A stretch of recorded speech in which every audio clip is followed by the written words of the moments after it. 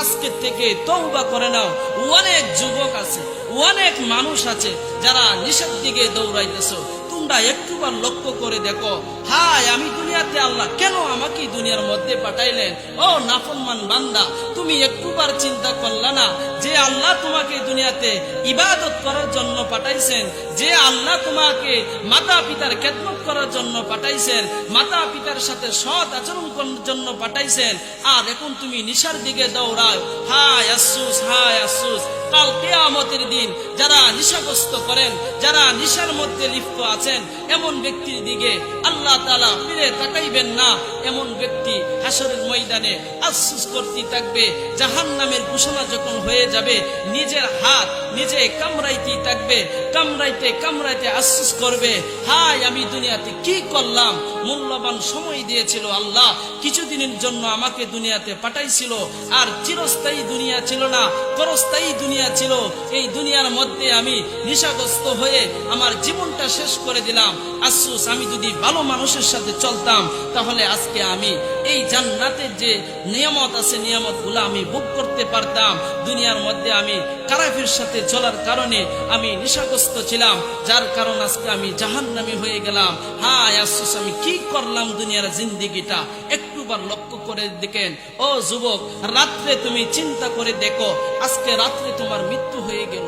তুমি নিশাগ্রস্ত অবস্থায় বিছানায় শুইলে, বিছানার মধ্যে তুমি ঘুমাইলে, নিশা করে এশারের নামাজ আদায় করো নাই, আল্লাহর হুকুম মানো নাই। বিছানার মধ্যে শোয়ার পরে আজরাইল আলাইহিস সালাতু ওয়াস সালাম যখন চলে আসবে, গুনাহ অবস্থা, ঈমান হারা হইয়া নিশাগ্রস্ত অবস্থায়, আই ফতভাগা যুবক, তুমি চিন্তা করলে না আমি রাত্রে তো আমার ঘুম, এই অদ্য মৃত্যু থেকে আল্লাহ তাআলা আমাকে জাগ্রত নাও করতে পারে।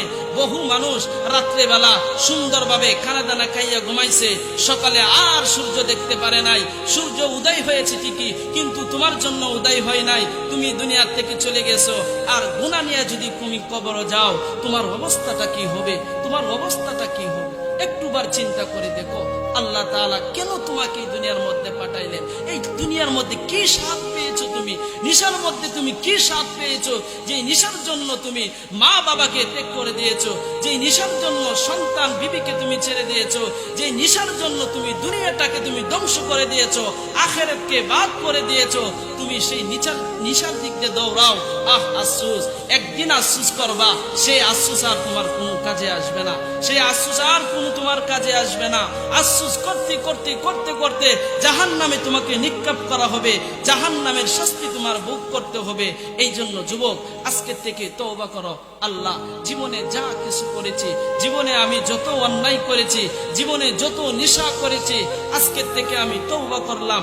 ওগো আল্লাহ, নেশার দিকে আর কোনোদিন অগ্রসর হব না, নেশা আর আমি কোনোদিন করব না।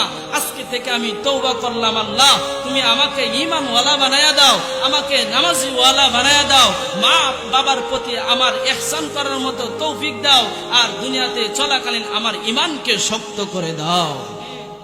এমন দোয়া করো। আজকে থেকে তওবা করো, আজকে থেকে তওবা করো, আর কোনোদিন আমি গুনার দিকে অগ্রসর হব না।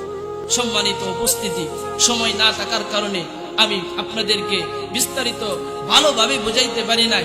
যতটুক আমি আপনাদের খেদমতে আমি তেলাওয়াত করেছি, আপনাদের খেদমতে আমি আলোচনা করেছি, আল্লাহ পাক রব্বুল আলামিন এই ওদমকে যেন আমি নিজে যেন মা বাবার খেদমত করতে পারি, তৎ অনুযায়ী যেন আপনাদেরকে মা বাবার প্রতি ইহসান, মা বাবার প্রতি খেদমত করতে পারেন, সেই তৌফিক যেন আল্লাহ